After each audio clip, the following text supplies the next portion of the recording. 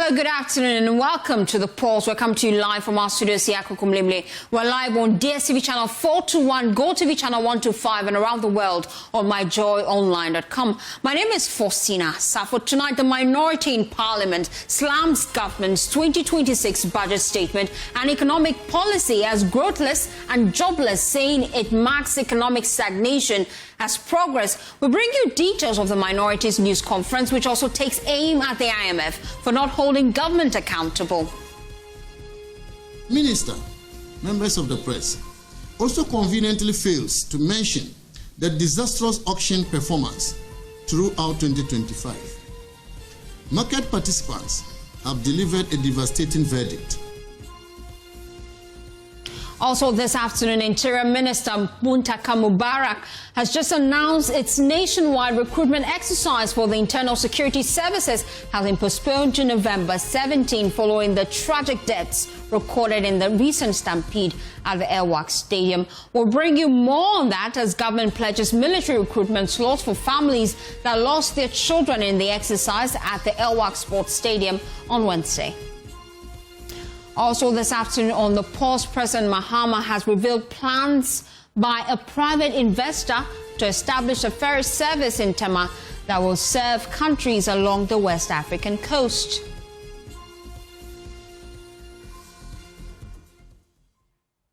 The Pulse, as always, is brought to you by Defendro Cough Expectorant, Defendro Breathe Easy, Feel Better.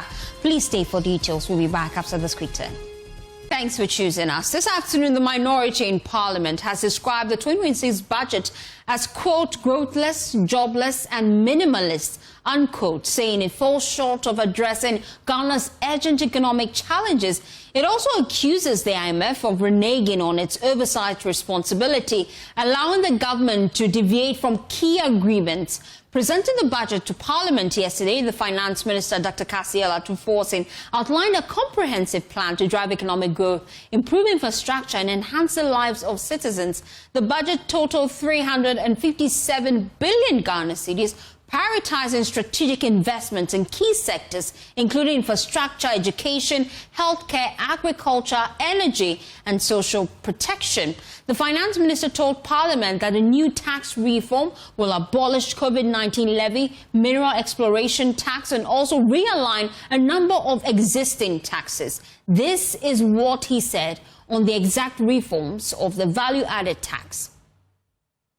Reforms will do the following. We will abolish the COVID-19 health recovery levy. Mr. Speaker, we will abolish the decoupling of Get Fund and National Health Insurance levies from the VAT tax base. So, Speaker, we will abolish VAT on recognizance and prospecting of minerals. Mr. Speaker, we will reduce the effective VAT rate from 21.9% to 20%. Mr. Speaker, we will raise the VAT registration threshold from 200,000 to 750,000 cedis. Mr. Speaker, we will extend VAT zero rating on the supply of local manufacturing textiles to 2028.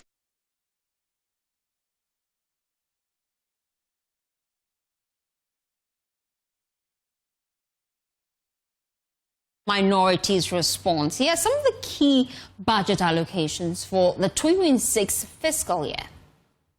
Speaker, to unlock round-the-clock productivity, export and decent jobs under the 24-hour economy, we have provided an allocation of 110 million Ghana cedis in 2026 for the implementation of the 24-hour economy program.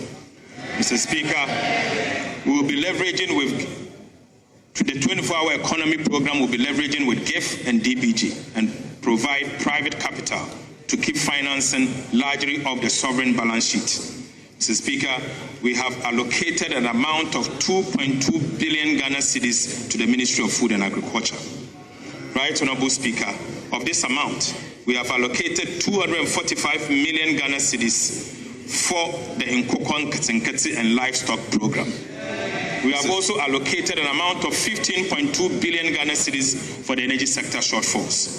Mr. Speaker, we have allocated an amount of 4.8 billion Ghana cedis to pay down some of the IPP legacy debt as we have negotiated. Mr. Speaker, we have also allocated an amount of 4.3 billion Ghana cedis to the Ministry of Roads and Highways for road construction. In addition to this, Mr. Speaker, we have allocated 3 billion Ghana cedis to the Road Maintenance Trust Fund to construct 10 kilometers each in 166 constituencies in 2026 to keep roads more trouble in our constituencies. Right, Honorable Speaker, to strategically open the country, linking nations, national and regional capitals, we allocated 30 billion Ghana cedis in 2026 for the Big Push program. Mr. Speaker, we have also allocated 33.3 billion Ghana cedis to the Ministry of Education for its program and activities in 2026. While the Minority Caucus in Parliament held a news conference a while ago to share their thoughts on the 2026 budget statement and economic policy presented by the Finance Minister, Dr. Kassia Forson. At the news conference, the minority led by the former Finance Minister, Dr. Mohamed Amin Adam, argued that the 2026 budget doesn't offer the economic transformation Ghanaians were promised, instead presenting economic stagnation masquerading as progress. The Minority Caucus also teared into the IMF, accusing the institution of going to sleep on its job and allowing the government to deviate from several agreements. Let's listen to the minority. We'll be right back. When the IMF will sleep and allow the government to deviate from the formula which the IMF agreed with us for determining the primary balance, we shouldn't say it. When the Bank of Ghana is financing gold board, which is monetary financing, the IMF made us to sign a memorandum of understanding with the Bank of Ghana that the Bank of Ghana will not finance government anymore. Yet, the Bank of Ghana is financing gold board. The minister has failed to release the $279 million he allocated to gold board in the 2025 budget. And the Bank of Ghana is financing the gold board. This is financing of the government by the Bank of Ghana. And when something like this is happening and the IMF is sleeping over its job, we shouldn't say it. So we will continue to highlight the missteps by this government to the effect that they are trying to undo the good work we did. And we will fight to protect our legacy.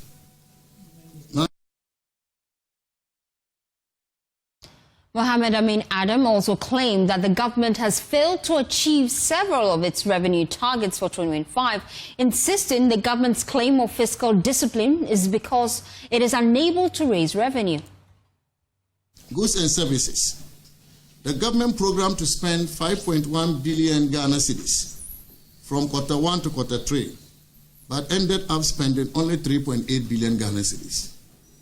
This compares to the annual allocation of 6.7 billion Ghana cedis.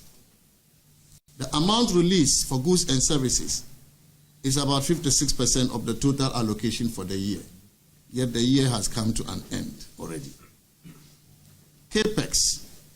The program CAPEX for quarter 1 to quarter 3 was 26.6 billion Ghana cedis, but actual release was just 11 billion Ghana cedis.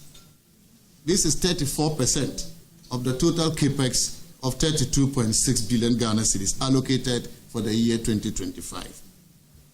So when we say the minister has not been spending, we are right.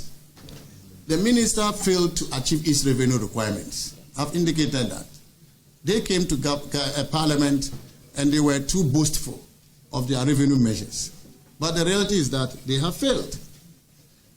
I gave you the numbers, 7.7 billion shortfall, Ghana cedis shortfall in total revenue and grants. 6.8 billion Ghana cedis shortfall in domestic revenue.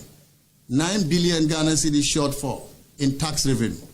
They couldn't achieve their revenue target. And now they come and say prudence. They were cutting down the controlling spending. How do you then spend when you cannot achieve your revenue?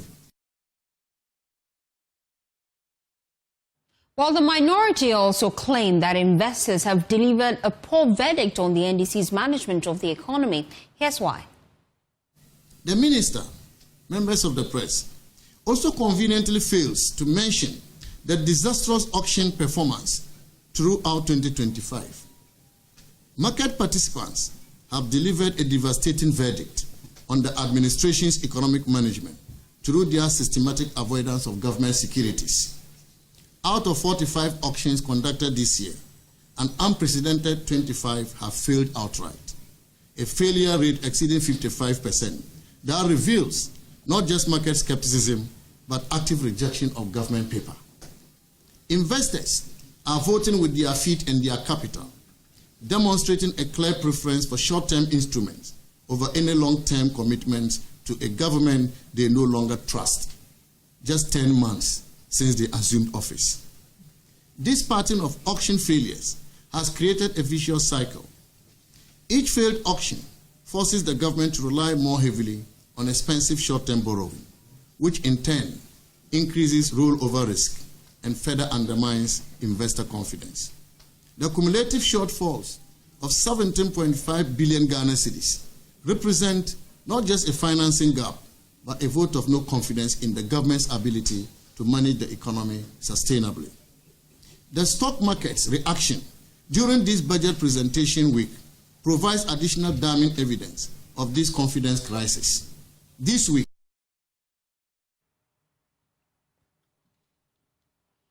well, let's explore this further. Join me now as Member of Parliament for Ifia, Isaac Bwama-Yako. He's also a member of the Finance Committee in the 8th Parliament. Yes, he was a member of the Finance Committee in the 8th Parliament. We appreciate your time here on the Pulse. Now, you've just been criticizing this administration, claiming that the budget presented by the Finance Minister yesterday is, quote, jobless. But we heard the Finance Minister say that the measures they're putting in place is going to see to the employment of some 800,000 individuals. What's the basis of your claim then? Thank you very much, and a very good afternoon to our cherished listeners and viewers. Let me just correct that I'm a member of the Finance Committee of the 9th Parliament, and not the 8th Parliament. I wasn't in the 8th Parliament. Okay, we appreciate the correction. Yeah, so basically, I think it's important for us as a minority to also give a perspective of how Ghanaians feel about the budget that was read by the Minister for Finance. Normally, one thing I've realized is that when the ministers of finance come to the chamber to read the budget, they only pick and choose what they think is good to their ears. And so they fail to tell Ghanaians exactly what are the pitfalls, what are the challenges that they face in the management of the economy. And that is what we sought to do as a minority, to bring the other side where the Minister of Finance failed to tell Ghanaians how well he's going to do the job creation, the stability, and also the transformation that he seeks to do. Now, he's talking about putting in measures to create 800,000 jobs through the big push.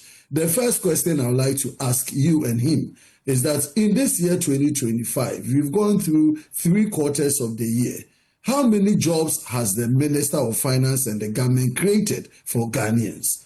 So before he could tell us that he would be creating 800,000, he should have told us that he's created 100,000 jobs or 200,000 jobs. He has created nothing in the year 2025.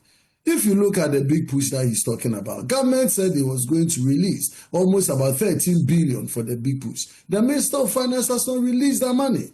Ministries, departments, and agencies are suffering from lack of liquidity and cash to run their system. And so when we are skeptical about the minister's boast and his call for increasing or creating jobs, we find it very fanciful, because in reality, in the year 2025, he has not been able to create the jobs. So your argument is not about the jobs they hope to create, but the jobs they have created. That's your concern? Exactly, because we cannot just rely on what you intend to achieve. We should look at what you have done for us now. So the year 2025, what were the projections for job creation? And they were supposed to be anchored on the Jumera. It was supposed to be anchored on the big push. And we are saying that the Jumera has been, it was launched, the big push had been launched. The Mkoko Nketinketi was only launched last week. And so when you put all these three projects that is sought to do and deliver in the year 2025, they have not created any jobs. But we heard from the finance minister yesterday, just to put some figures to the conversation so that we can delve into it deeper. When it comes to the Nkukon Kiti initiative, they have allocated some 245 million Ghana cedis for the program. And then also, they have put in a lot of initiatives when it comes to the recapitalization of the Women's Development Bank. Government says they are putting in some 401 million Ghana cedis into that initiative. This, they are hoping, will help improve the business atmosphere in the country and also help individuals access finances. You think this is not enough? That is a deception we are bringing to the fore. In the 2025 budget, it said it was going to allocate 50 million to women's banking, and nothing was released. And he's telling us that in 2026, he's going to give 401 million. So if you promise 50 and you couldn't deliver, how am I assured and reliable, and how am I going to rely on the 400 million you are talking about? And then when you go into the coders, it said it was going to give the coders 50 million investment, 50 million to support the coders. Now you didn't give even a dime to the coders, and you are telling us that in the year 2026, you are going to give 100 million Ghana cedi to the coders. So all that we are seeing is promise and fail. So the government promises one thing this year, they are unable to do it, and then they rally it to the next year. And so we only see a rollover of all the disappointments, rollover of all the things that they failed to do, and all the things that they promised the good people of Ghana. They've not been able to deliver. And now we are being told that it's going to be done in the year 2026. And we are saying that it is for nothing that government is unable to do that, because there's shortfall of revenue. Government has not been able to meet its revenue targets. Government is stifling expenditure on productive sectors. If you check the growth that is being indicated by the minister, it's driven by ICT. It is driven by the service sector. The manufacturing sector has collapsed. The construction sector is not growing. And so the productive sectors of the economy that is supposed to transform and create the jobs, they are all being stifled by government inability. Mr. Moma, if you allow me come in at this point, when the minister started his speech yesterday, and I want to quote him verbatim so that I put some context to the conversation, he said that real GDP has grown by 6.3% in the first half of 2025, up from 5.1% same period in 2024. And this, he says, is driven by stronger agriculture and service. He also touted the fact that inflation has gone down. The removal of key taxes also we saw during the budget presentation, COVID-19 levy, which we have been pushing for the previous administration to scrap. This administration delivered on that promise, but yet you're not satisfied? So let's start from the 6.3 GDP growth.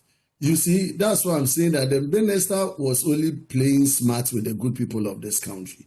He said so? It was driven, of course, because he's saying that it was driven by the ICT or the service sector and the agri sector. That's what you just read. And I'm saying that element of the service sector is the dominant reason for the growth. Agri only grew by a percentage. Agriculture grew by only a percentage. But the service sector is what has driven the growth. It's dominated by the service sector. And I'm saying, why didn't he tell us the growth in the manufacturing sector? Because manufacturing declined.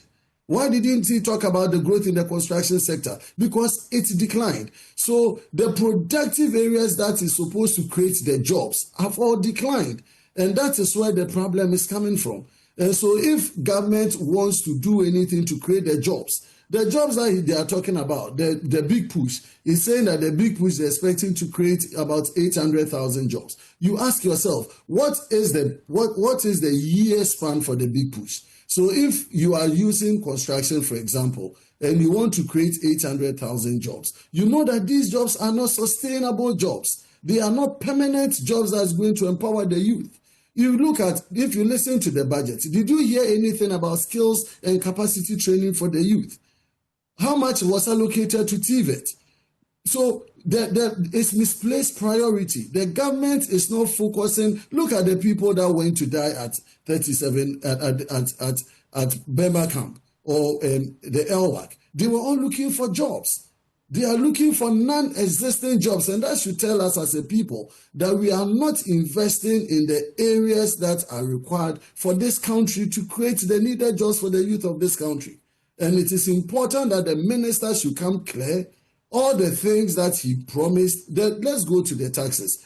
He promised to take the COVID levy. It didn't for the year 2025. He's promising us it will be done in the year 2026. Is that not it? He said they are going to rationalize the VAT, and then VAT would come down from 21% or something to 20%.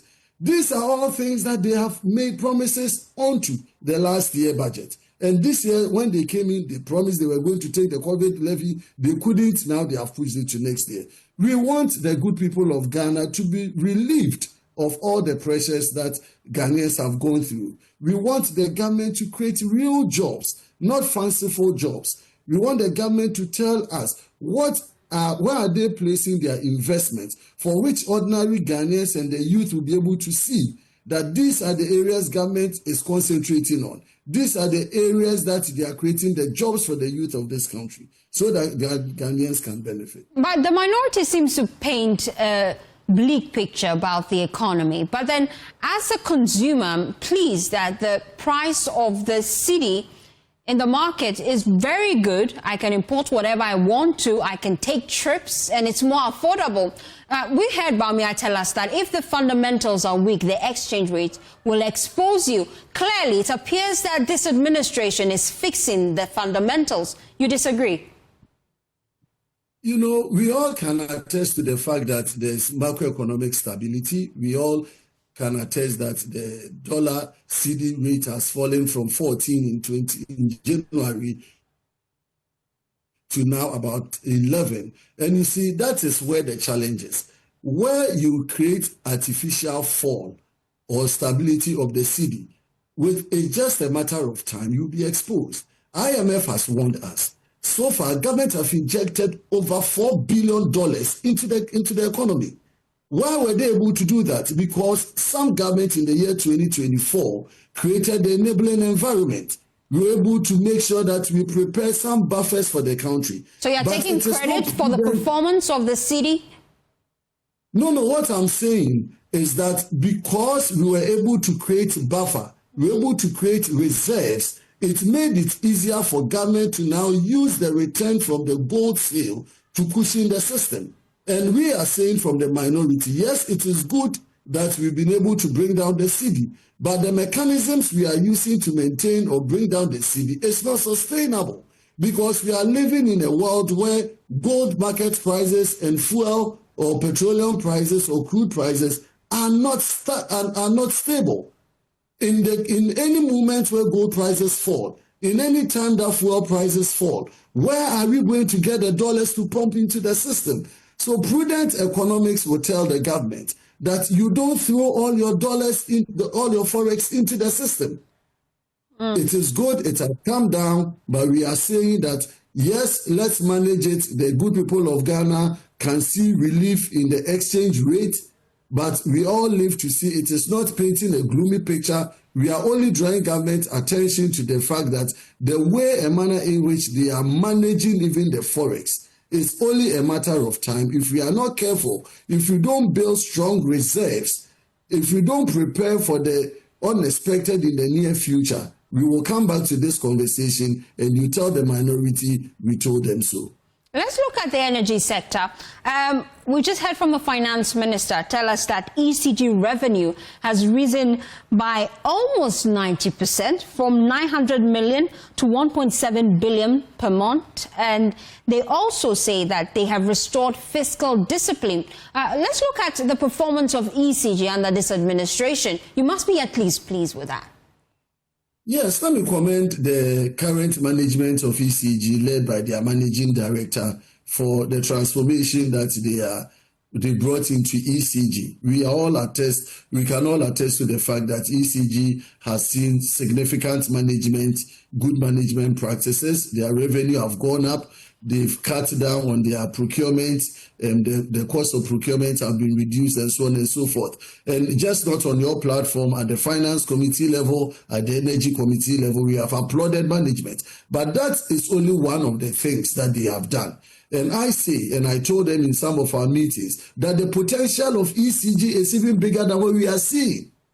So management have done well. They've been able to close in some of the leakages and the loopholes. They've been able to increase the revenue that ECG is collecting. It hit an all-time high of about 1.2 billion or 1.5 billion in revenue collection for one of the months in June or so, 2025. So it tells you that ECG has the potential of collecting enough revenue to be able to pay the distributors and the power producers, for example. And so let me commend the Minister of Finance, the Minister of Energy, actually, Honorable John Jinapor, for the leadership he has brought into ECG. And I will for any day say that ECG have done their bit, they've done well. And we should replicate some of these strong management practices that ECG has shown into other areas that we have not seen that significant top management and breakthroughs. And just before I let you go, let's look at agriculture as well. We heard from the finance minister tell us that government is going to be purchasing some of this rice, maize, chicken, what have not, that farmers have been complaining rotting away in their farms as well as their warehouses because the food glut is just taking a hold of their businesses. Government allocated some monies for that and also directed schools to buy from them. You agree that that's at least a good initiative? You see, it's easier said than done. It's a good initiative. We always say buy made in Ghana produce. Let's buy our rice from here. Let's buy our chicken from here. Let us buy our eggs from here. But we end up not doing so. And so I always say, who is tracking? And that's what we're going to do in 2026. We're going to track on a quarterly basis all the things that governments have said in the budget.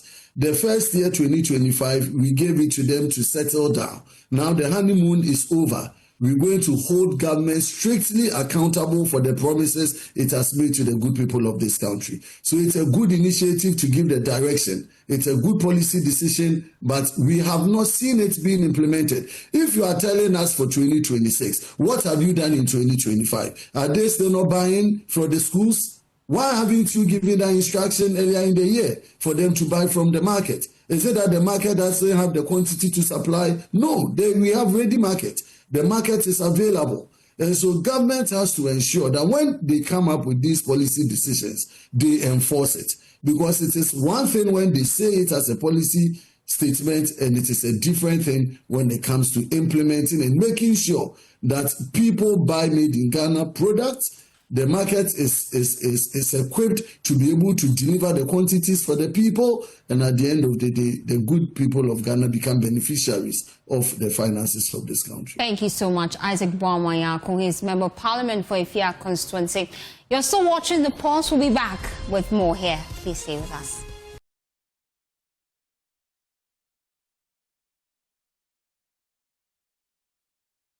Thanks for staying with us here on The Pulse. Now, we have just been telling you some of the key things that came up yesterday during the budget presentation. We've gotten a response from the minority. They've been taking on this administration. They feel that the budget presented yesterday falls short of meeting the expectation of the people, especially when it comes to job creation. Now, we'll be getting a reaction from government on that. But if you missed the budget presentation yesterday, here's a wrap. Finance Minister Dr. Cassiel Atoforsen opened his 2026 budget presentation with a sharp critique of the previous Akufo-Addo government, accusing it of leaving behind what he described as a ticking time bomb economy. We met an economy in distress, weighed down by debt, weakened by mismanagement, and stripped of confidence. Mr. Speaker, in the 2025 budget...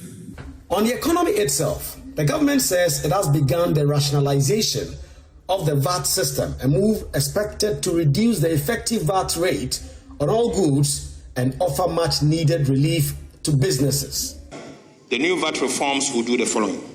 We will abolish the COVID-19 health recovery levy. Mr. Speaker, We will abolish the decoupling of Get Fund and National Health Insurance levies from the VAT tax base. So, Speaker, we will abolish VAT on recognizance and prospecting of minerals. The Finance Minister announced the abolition of the COVID-19 levy as part of efforts to ease the tax burden while pledging to widen the tax net to capture more eligible Ghanaians. He also hinted at plans to re-enter the domestic bond market, where the Bank of Ghana expected to help stabilize key economic indicators. The Bank of Ghana will stay data-driven and cautious, holding inflation within the targeted band of 8 ± 2 and easing only when safe. Speaker, Central Bank is doing a good job. In the energy sector, Dr. Kasel Atoforsen disclosed that power purchase agreements that have long drained the economy have all been successfully renegotiated. Mr. Speaker, for the first time, we are not accruing new arrests in the energy sector. The Electricity Company of Ghana revenues has risen almost 90%, from 900 million to 1.7 billion Ghana cedis per month. The Finance Minister noted that ECG's revenue collection has improved, and government will now focus on reviving declining oil production to boost energy output. Ghana's oil production has witnessed consistent decline over the years, falling from 71.4 million barrels in 2019 to an estimated 36 billion barrels in 2025, almost 50% decline. President Mahama has taken decisive action to reverse this trend. One of the biggest highlights was the 24-hour economy, the flagship initiative of President Mahama. The Finance Minister reaffirmed government's commitment to the policy, announcing plans to build new factories and restrict the export of raw materials to spur local processing and job creation. 3 new garment factories in Bono East, Central and Eastern regions will be established to operate under the 24-hour economy. To strengthen local manufacturing, export of non-ferrous scrap metals and raw rubber will be restricted under the Feed the Industry program.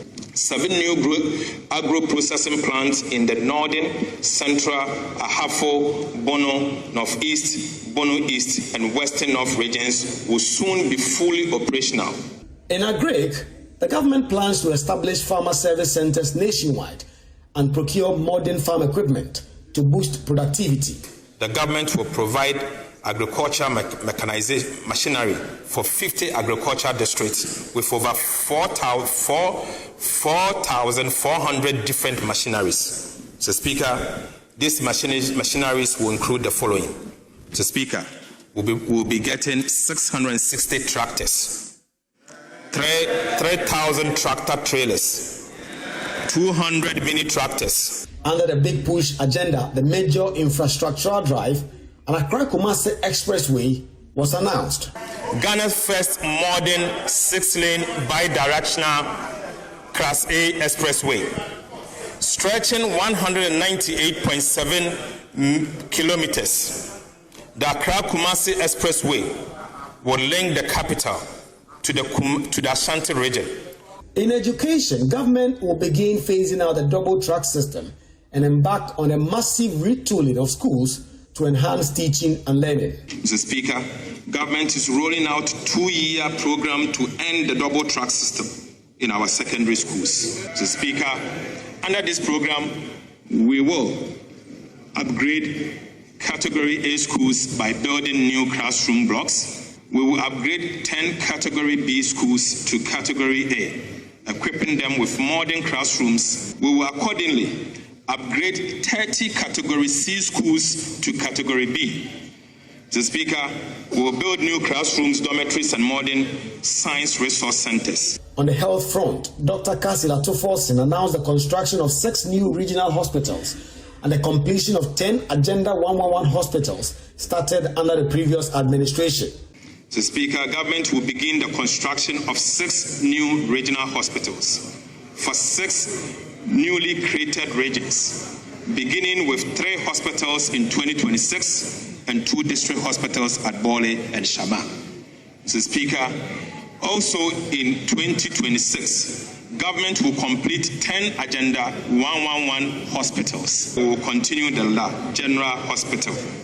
Efiem Kwanta Hospital in Sekondi Takoradi Metropolis. The security sector will also see significant investment in 2026, with plans to retool the Ghana Armed Forces and the Fire Service to improve national security readiness. For the Air Force, procurement will begin immediately in 2026 for 4 new helicopters and 2 aircraft to enhance airlift. Government will retool the Ghana National Fire Service with 100 fire tenders and assorted fire equipment. However, the finance minister also revealed that some corruption cases are under investigation, promising government's commitment to accountability. An equivalent of $31 billion in transactions were transferred abroad with no goods imported into the country. Mr. Speaker, this leaks bleeds our reserves. The minority, in a sharp response after the budget presentation, dismissed the 2026 budget as a lamentations budget, claiming it offered little hope to the Ghanaian people. After several months on the job, he came to repeat the same lamentation, part 2 of his lamentation. When the minister himself is a minister, is a member of parliament, and fails to recognize the parliament and its work, and you say we should hail you. Look at the ministers and their faces. Mr. Speaker, 2025, he should tell us the releases he gave them. When he was mentioning some of the figures, the ministers were looking as if this is the first time they were seeing the figures. Was there any consultation? Mr. Speaker, was there any consultation? But the majority leader fired back, insisting the budget lays the foundation for economic recovery and renewed growth. It is not lamentations. It is the continued unearthing of the bad economic management of the NPP that is being revealed every day. Mr. Speaker, it is obvious from the budget statement that the NPP government was the worst case study of bad economic management. Dr. Kasela Toforsen's 2026 budget paints a picture of optimism, tax reliefs, infrastructural promises, and an ambitious 24-hour economy.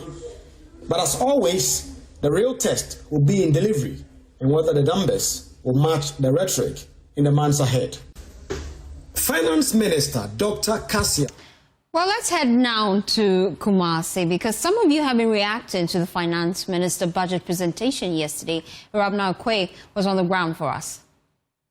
Today we are gathering public reactions to the Finance Minister's key announcements for Kumasi, including the new Accra Kumasi motorway, the Inner Ring Road project, upgrade at Kofanatu Teaching Hospital, the Central Market redevelopment, and plans for the new National Theatre. We are asking residents what they think about this project and which ones they believe should be prioritized. We are praying that what he has said, it comes true. But not just political saying, but coming what he has said put into practice so that it can help the nation. Kumasi in particular, not a business. Kumasi in particular is a business region and it's in the center of the country. People come from all over the country. The central market will serve a lot of purpose. It is a central market, no to me. The best serve a purpose. So the AC, me a driver, me. I'm a driver. The way the road is killing the people is bad. We plead that if they will do it, they should be in power forever. Another national theatre, that one is very good. When you come to the Ashanti region, we have many talents, but because of lack of infrastructure, we don't know where the talents are. So putting up that structure will help those with talent to exhibit that one. Nowadays, even white people speak tree. Those are the kind of movies we want. If they are able to revive the love we used to have for Kumawood, we would love that.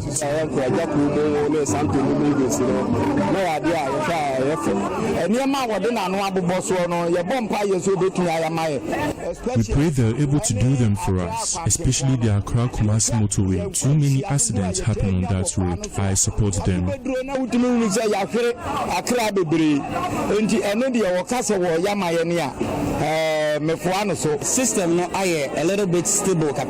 The system is stable. We are hoping for more. If they hadn't included G in the budget, they would have disappointed us. We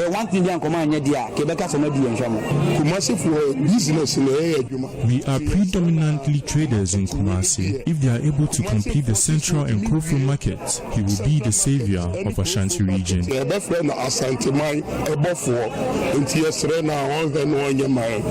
am right here in the heart of Kumasi for JoyNews. My name is Arabna Queen.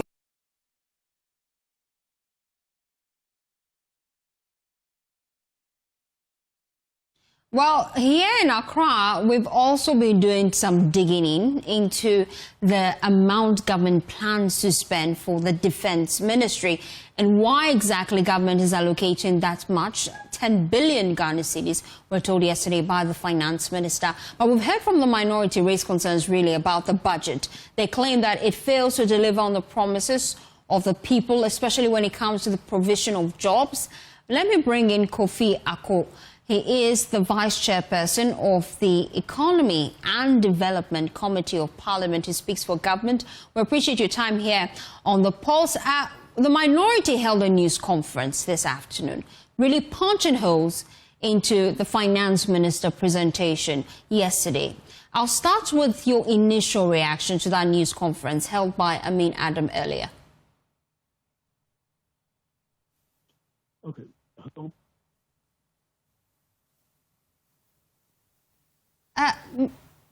Ms. Ako, you may have to unmute for me to hear you clearly. We're struggling to hear you, I'm told by my technical team. So we'd like you to please position rightly and let's try once again. Yeah, can you hear me now? Loud and clear. Okay then. All right. So first of all, let me thank you for the opportunity because it's always a privilege to be speaking on JoyNews. Because honestly, that's where everybody listens to. Everybody watches and listens to. And first of all, let me state it that I'm not surprised that the minority organized the press conference. Basically, that is what they've been doing all throughout. They become a minority of press conferences. Whether it's good news or bad news, they always have to do a press conference.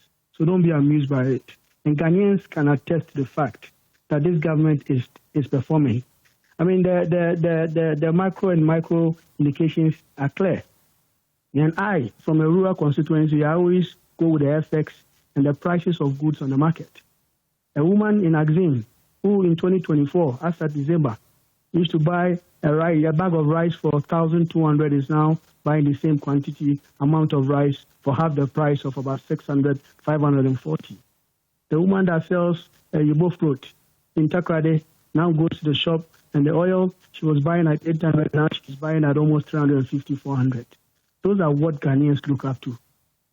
The Ghanaian, the Western region person who goes by the market circle, was able to see the Finance Minister himself on ground to assure them that no matter what it is, the government of the day, even though we inherited it, will find.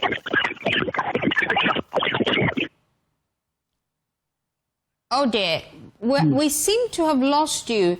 So if you could position rightly and try once again. Yeah, hello? Yes, I can hear you, sir, now. Yes. I don't know. I've been speaking for the past 2 minutes. I don't know if you heard anything. Okay, within the last few minutes, we've heard you clearly. Just a few seconds, that's when we lost connection to you. You were just speaking about the impact on the grounds, really. And from where you sit, you were telling us how the market women on the grounds can see that this administration is working. So you can take it from that note and then we can continue. Exactly. Like I said, as of 2024, inflation was about 23% over. But now inflation is a double digit. We're talking about 8% coming downwards. effects on the market. So basically, the minority have become aware and conscious to the fact that we are delivering. And when the finance minister gives you his word, I always say that he stands by it. My sister, look at the allocations that this government has made. Me, I'm happy because traveling from Takoradi to Accra, a journey that was just about 3.5 hours, is now about 6-8 hours, because you had a contractor who messed up the whole stretch of land and was not paid. We told every contractor that even though we are going to audit their accounts, their books, they should still proceed and carry on with everything they are doing. And that is what brings hope. I always say that the Ghanaian, the ordinary Ghanaian, is a hard-working person. What they want and expect from government is good infrastructure, good prudent management of the economy, so that the farmer in Axim, the farmer in Ketu, can be able to convey his or her goods to Accra. And that is what we're doing. Look at the allocations that has been made to all the sectors. I'm an energy person, and I'm so happy about it. We met legacy debt of about $2 billion. We told Ghanaians that this is a government that has not shared responsibilities. We have to face it chest out. So we came to Parliament, got a levy that was passed, and we assured Ghanaians that no matter the 1 cedi that is added on every liter, the prices at the pump would never exceed what we were experiencing as of December 2024. And my sister, you can attest to that. So to be fair, we heard from a member of parliament, an NPP member of parliament, who actually praised the administration for the gains in the energy sector. But the question remains, how sustainable is it? What does he mean by sustainable? We are working around it. We put measures in place. Like I said, it's sustainable because we are expanding the generation mix. And that is why we are investing. The government has plans to expand the gas, more drilling of wells. Because what we need, what we know to be manageable, is that the cost of fuel, the cost of liquid fuel for the generation mix is very expensive. So what do? We are sponsoring the drilling of about 20 wells. The Boteyan Basin is good. The exploration, the production is going to start in 2026. They stayed in power for 8 years, and not even one well was drilled. So why would you doubt our competency to sustain the gains made? There was so much money in the system. We have to sterilize it. We spent so much money for that. So things are working. Let's go to the allocations. I'm so happy because we've always said that it just doesn't, forgive me to say, make sense that we have farmers that produce so much produce, and then it gets rotten. We have so much rice. People in the north, people in the south, sitting with rice in their barns. So what do? And this is one of the smartest policies. It doesn't take you to be a politician, an economist, to understand that the government of the day is bringing a policy that our kids in schools, this school feeding program and everything else must be based on goods produced in Ghana. Who would not applaud such? And even if at all, if you don't hear anything, even if you doubt anything in the budget, this thing should tell you that this government wants to make things differently. Because the farmer that has been producing so much stock that finds it very difficult to sell his or her product is going to get market for it. So it's not about the figures. People say that, because of the experiences of the MPP, when we are talking about inflation, we are talking about GDP, it's about figures. But these are practical stuff, like I'm saying. So why would you not be happy? I don't know where they had their issues. Is it for political expediency? This is the best budget that I, as a member of parliament, growing up to understand and follow and appreciate the political system of Ghana, has ever read or listened to. And this is a government that means business. In just a space of 10 months, look at the gains we have made. Are you not proud as a Ghanaian now because of your currency? How many times you even hear we talking about US dollars exchange? It's about CD, because we believe that we must build our own. So the minority is of the opinion that the performance of the exchange rate is really a fluke. Why would you say that? You should not be swayed by this comment by the minority. We gave them 8 years of our time, 8 years of governance. What could they do? Sometimes they say that it's just about massaging. If they could, why didn't they do it? If they could do what we're doing, how come the city got to 17 Ghana cedis to $1? Who does that? Now, my sister, for the government to say, and for this government in the energy sector to even have plans to add 1,200 megawatts of power production to the national grid is something we must applaud. Because I always say that doomsday or maybe power outages affect lives. It destroys local economies. Look at what we've done with VAT. In Ghana, you go to a restaurant and the bill that comes with it, you look at the VAT, you look at the additions, and it becomes so scary. Ghanaian companies are collapsing. Businesses were collapsing. But this government has tried from A to Z to bring relief everywhere. I don't know if you asked them about the COVID-19 levy, why they could not just abolish it. We told them we're going to do it, and we've done it. All the allocations. And I'm happy that for the first time, every MP, at least 168 constituencies, are going to get a 10-kilometer road. Imagine, every year, my people, the people of Evalua Jomodura, are able to benefit from a 10-kilometer road per year. In 4 years, we'll be talking about a 40-kilometer worth of good roads. You know what that means? You know the elevation it brings, the increase in productivity it brings, enhancement in life that such an initiative will bring. The government said allocation has been made. Millions of Ghana cedis has been made deliberately for the expansion of electricity to the remaining areas of these corners of this country. You know what that means also? So I'm surprised that the minority, my brother, who is a friend on the Energy Committee, can be able to come on air and defend such things, such moves that are just undefensible, my sister. So I'm happy because, like I said, those times when you listen to Ken Ofurata, I was in Parliament today. Well, when he came to read a budget, those times you couldn't even hear him speak when you were even on the floor, and more to explain to people what the budget was about. But this budget, you don't even need to explain it to nobody. Everybody that listens to it has a policy in place to give hope. Look at the tractors, the farmers we are talking about. See, if you're a Ghanaian farmer, a subsistence farmer, you need money to go look for gadgets. This government is bringing gadgets that will be given to the ordinary farmer. And we're talking about millions of Ghana cedis that have been allocated. So from A to Z, it is good news, good news, good news, good news.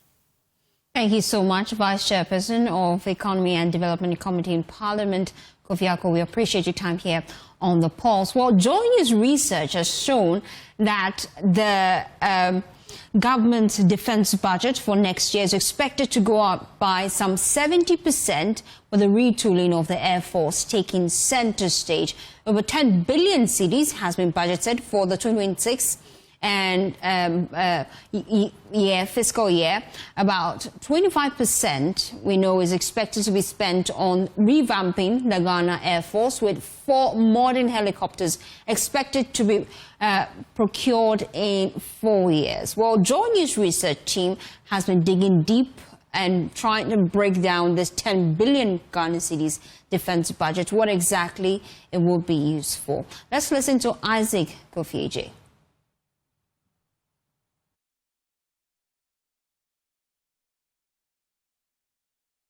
Just like I was saying, the finance minister said 2026, which is next year, will be very, very key on the retooling of the Ghana Armed Force, and the Air Force will play an important role.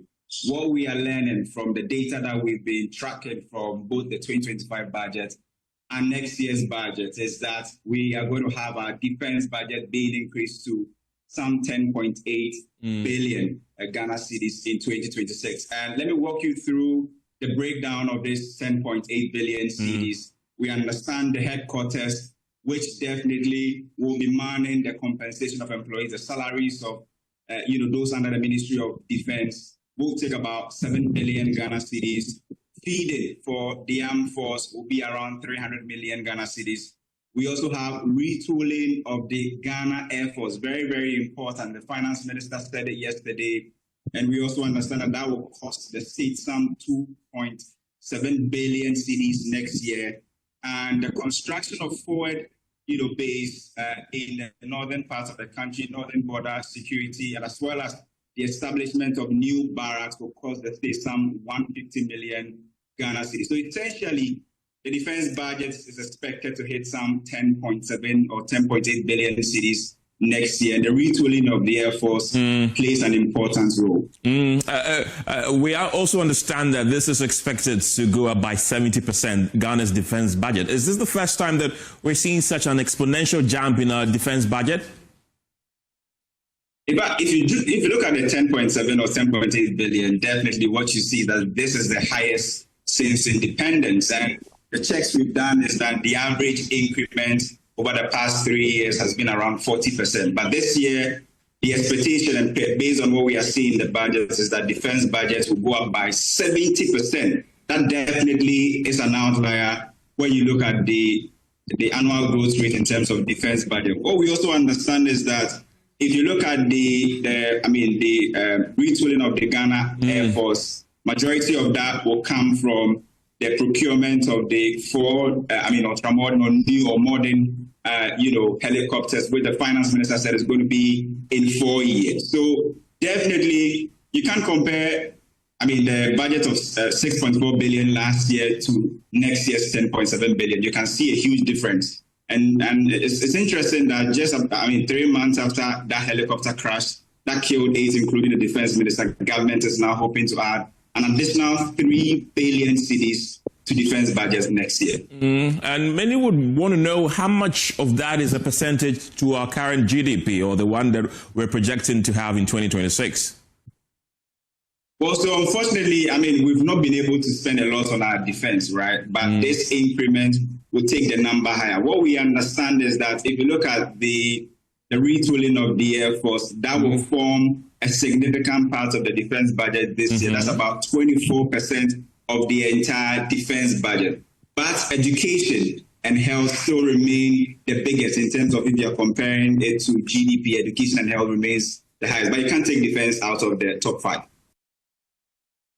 Meanwhile, the Defense Deputy Finance Minister, I beg your pardon, Thomas Ampim-Nyako, has disclosed that government plans to purchase a new set of aircrafts for the Ministry of Defense, and that could include an option suitable for presidential travel.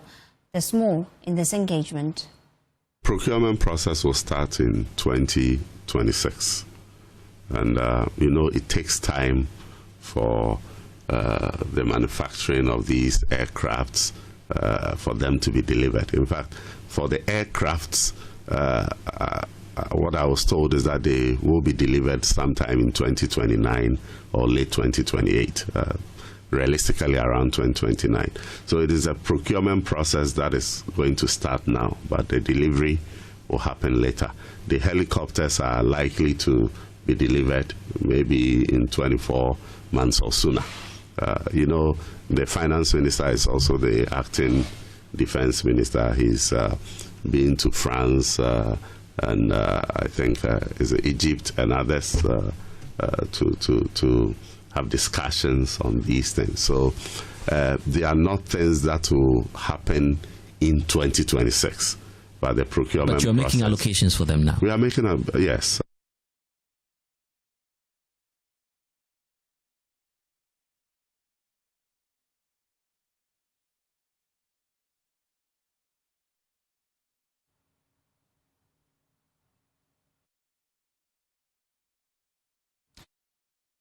From the budget, government has directed families of the 6 applicants who died in Wednesday's Elwak Sports Stadium stampede to submit names of qualified relatives for recruitment into the Ghana Armed Forces.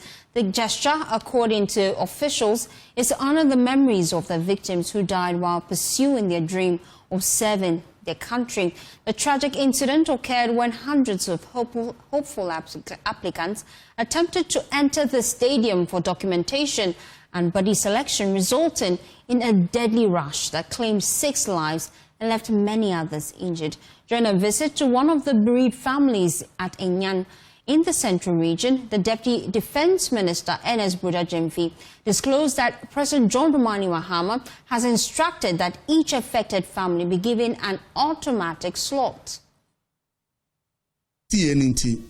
Ama enkrandeɛ no a yɛyɛ no mampani ama yɛatwe asɛn sɛdeɛ ɛbɛyɛ a yɛde nhyehyɛeɛ bɛto akwan mu na biribiara saa ɛnsan nkɔsi bio nti mampani asoma yɛ sɛ yɛmmra na yɛmfa mɛto mu anim sɛ aban ɛbɛgyina abusua akyi na nhyehyɛeɛ biara ɛwɔ hɔ a ɛwɔ sɛ yɛyɛ na yɛde sie yɛde hyɛ no yɛahwɛ na yɛayɛ yɛtɔ so mmienu nso mampani sɛ yɛmfa nto abusua anim sɛ wɔn a wɔn ho kaeɛ a sɛbi na wɔn pɛ sɛ wɔn hyɛ sogya ataadeɛ a wɔn afiri mu no abusua no mpɛ wɔn anan sini na yɛmfa wɔn nkɔ sogya no mampani na ama me kwan sɛ yɛmfa nto abusua no anim nti yɛno yɛbɛma aban krakye pani a ɔwɔ ha ɛne mpanifo a ɛwɔ region no ɛne mo anya nkita hodie na abusua no agyina mu sɛ ɔwɔ nua bi wɔ hɔ sɛ abusua bɛyi obi a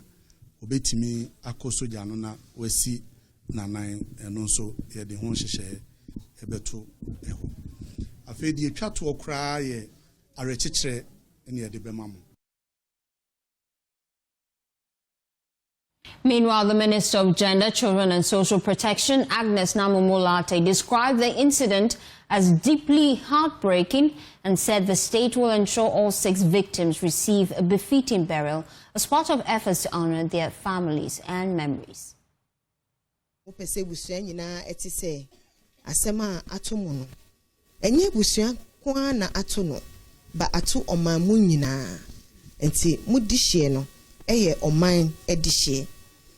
Na ye man penyi pese mo ho se oni mo agina areho yi mu se nea kyerɛ konkron na aka kyerɛ ye no omo a reho those who are mourning no we should mourn with them, and this time no we are mourning with the family. Ye pese mo ho say you are not alone.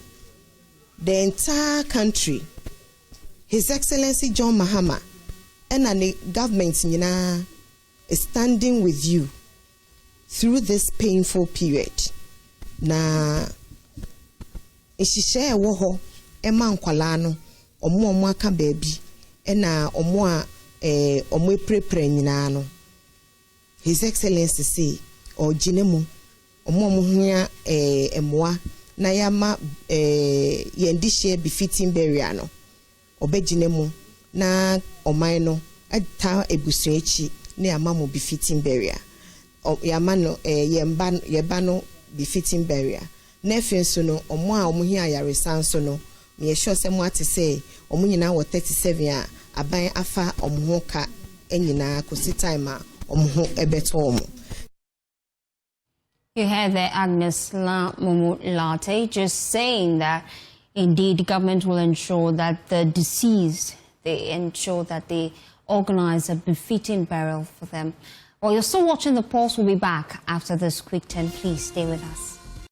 Stay with us. Now, just before we leave, I'd like you to know that President Mahama has revealed plans by a private investor to establish a ferry service in Tema that will serve along the country West African coast. Speaking at the commissioning of Phase 1 and Phase 2 of the Tema Port Expansion Project, he said that the ferries are expected to transport vehicles, passengers and goods between Ghana and other West African states.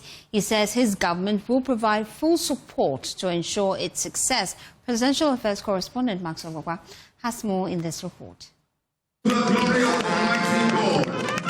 President Mahama envisioned the project and in November 2016 officially launched it during his first full term as president of Ghana. The $1.5 billion Tema Port Expansion Project executed through a partnership involving Meridian Port Services MPS, the Ghana Ports and Harbours Authority, APM Terminals and Africa Global Logistics has been hailed as one of the largest and most ambitious port infrastructure developments in sub-Saharan Africa. President Mahama described the public-private partnership between Meridian Port Services and the Ghana Ports and Harbours Authority as a win-win arrangement, stressing the immense benefits the GPHA continues to enjoy from it. He lamented the political controversies that previously surrounded the project, including false allegations that he sold the port. What we have achieved is phenomenal, and it shows what public-private partnerships can achieve. Today, as I speak, Gapoha is a shareholder in this partnership. Gapoha receives dividends from profits that are made on this port. Gapoha receives royalty payments monthly because it's the landlord of this port. And so the revenues from MPS are a significant percentage of Gapoha's revenues. And I must say, the first terminal in the old port, that was the first terminal MPS built, today is wholly owned and operated by Gapoha. So Gapoha earns money from that berth in the old port.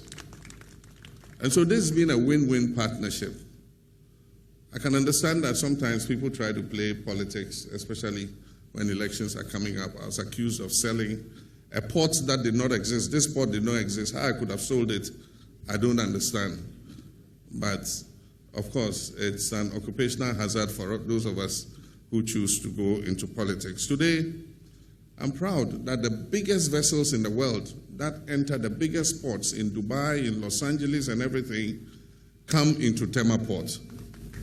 The president announced a private investor's plan to launch a ferry service in Tema, linking Ghana with other West African countries. The ferries will transport vehicles, passengers, and goods, with the government pledging full support to ensure the success of the initiative. A private sector maritime operator just recently has approached us to establish a ferry service for countries on the West African coast to be located here in Tema. The ferries will carry vehicles, passengers, and goods between Ghana and other West African states.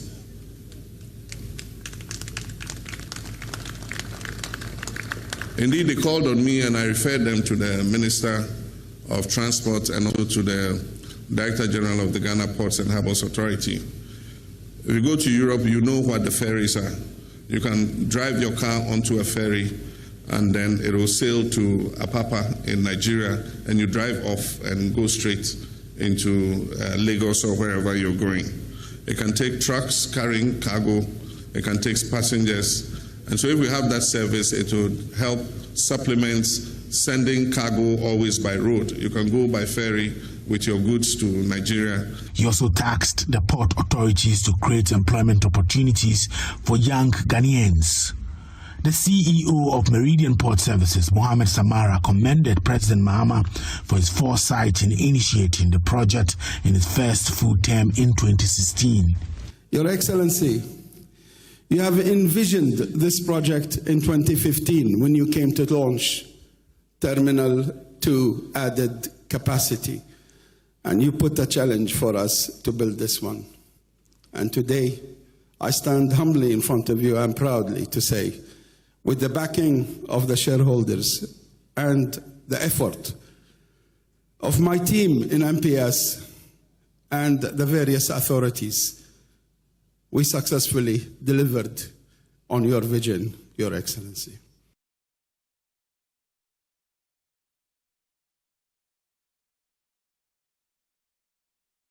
Well, on that note, that's how we wrap up the Pulse. It's been great being with you for the past few minutes, but then I have to leave you. For more news, please log on to myjoyonline.com. Some top stories there. With billions spent on forex interventions, the cedi should be 8 cedis to the dollar, and that is coming from the minority. You can go on myjoyonline.com and read that story and other top stories trending on the portal.